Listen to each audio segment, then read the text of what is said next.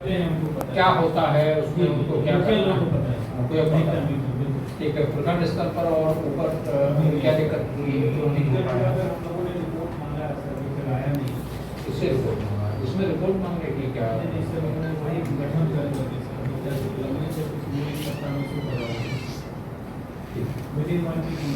अच्छा, ये आपके यहाँ जितने भी जिले में हम लोग भी खुद भीड़ जाते हैं तो सूचना पर तो लगा रहता है। नहीं, ग्रामीण इलाकों में कभी देखे एकदम से लगा रहता है। मैं गुलाम के वजह पर भारी हूँ सर। गुलाम में लगभग मैं आधा पीडीएफ यहाँ पत्रकार बंधु लोग हैं क्या, राशन दुकान के बाहर रहता है डिटेल बोर्ड रहता है रहता है। ठीक, अगर रहता है तो अच्छी बात है, नहीं रहता है तो ये लगवाना। डीएसडब्ल्यू मैडम ये बताइए, आंगनबाड़ी केंद्रों के बाहर रहता है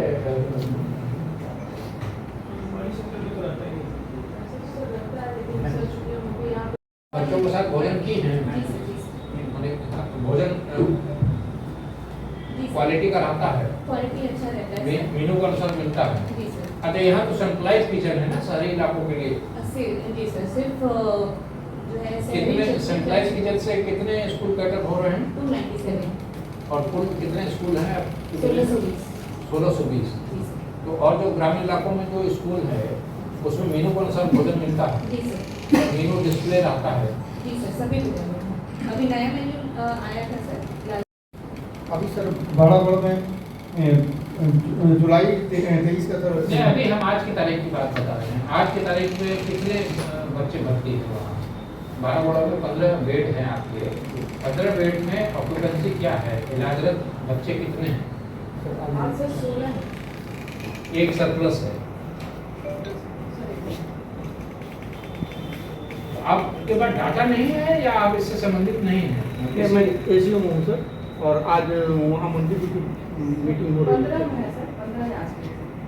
15 बेड है और 15 बच्चे भर्ती हैं घाटशिला में।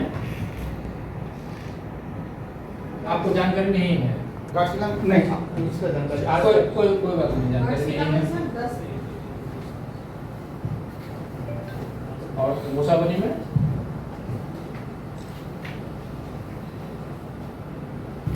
मुसाबनी में सर 8 है। कोटका में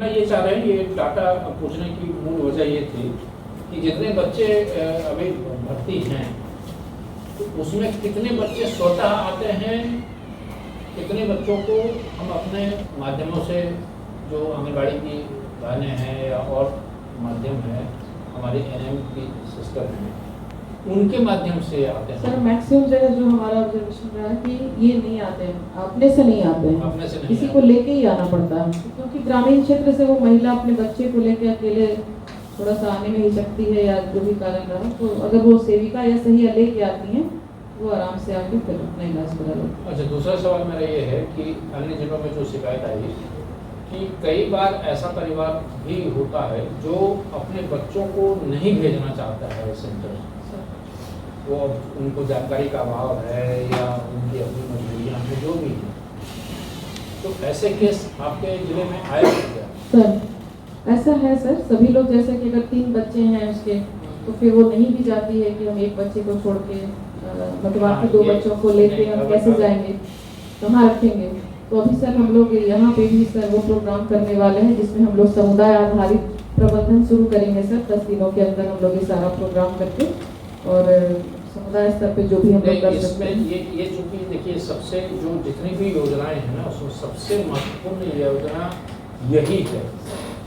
कुपोषण के खिलाफ प्रारंभिक स्तर पर ही अगर हम लड़ाई नहीं लड़ेंगे तो हम भोजन तो तब देंगे ना जब लोग जीवित रहेगा। सर हम पीडीएस तक तो पहुंचेगा तब तो।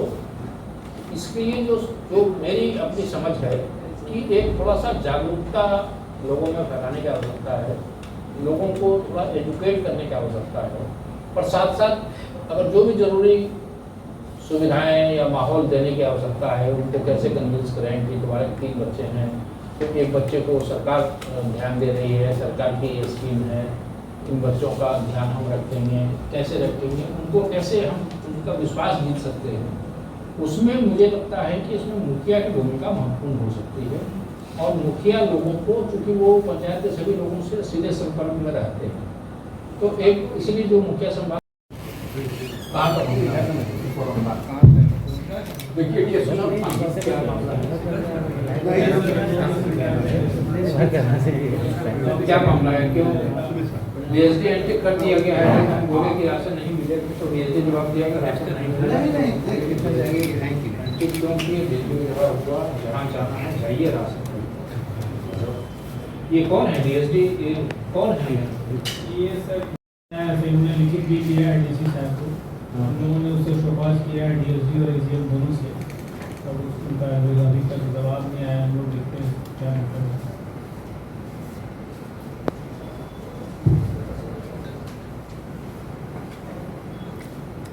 ये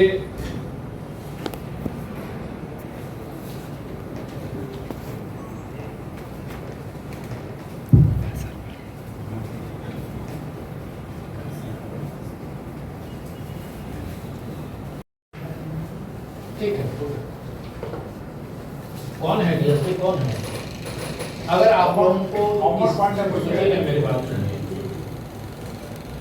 अगर आप लोगों को किसी पर संदेह है या लगता है कि DSD किसी से मिला हुआ है, तो उसको किसी का संरक्षण है, तो वो भी बता दीजिए। DSD कर दिया, वो जो हम लोग का DSO साहब का कॉल है, इसका कॉल है, वो करवा दिया अपन जाके एकदम खुद हम लोग खड़ा है। क्या करवा दिया? तो सब पर DSD कर दी।